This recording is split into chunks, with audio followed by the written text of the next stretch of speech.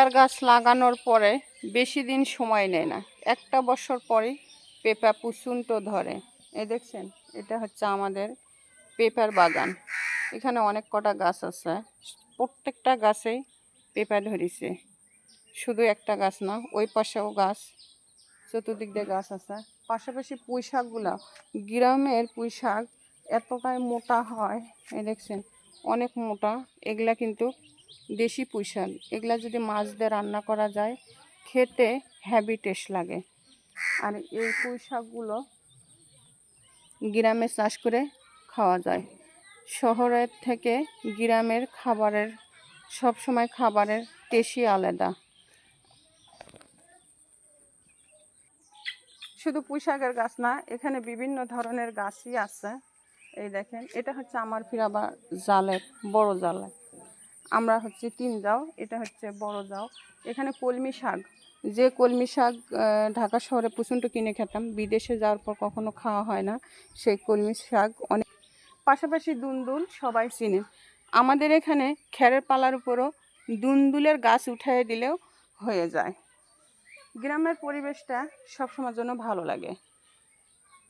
আসলে এবার বিদেশ থেকে আসার পর থেকে আমার সব কিছুর প্রতি অনেকটা ভালোবাসা জমে গেছে। ইচ্ছে করে যে এইভাবে সবসময় যেন লেগে খাওয়ানো যায়। এটা নাকি শুনলাম বর্ষাকালে সবসময়ের জন্য হয়। প্রত্যেকটা জায়গায় জায়গায় আমাদের পেঁপের গাছ লাগানো হয়েছে। এই তো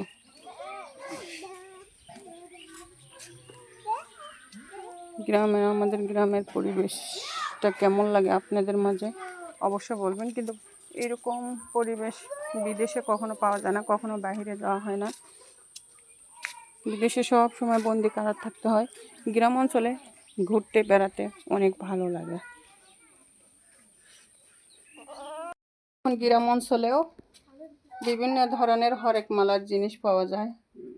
এই যে ঝাপনা এবং বাটি, বিভিন্ন ধরনের, কেউ যদি নিতে চান এরকম গ্রামে পরিবেশে এখন সব কিছু পাওয়া যায়।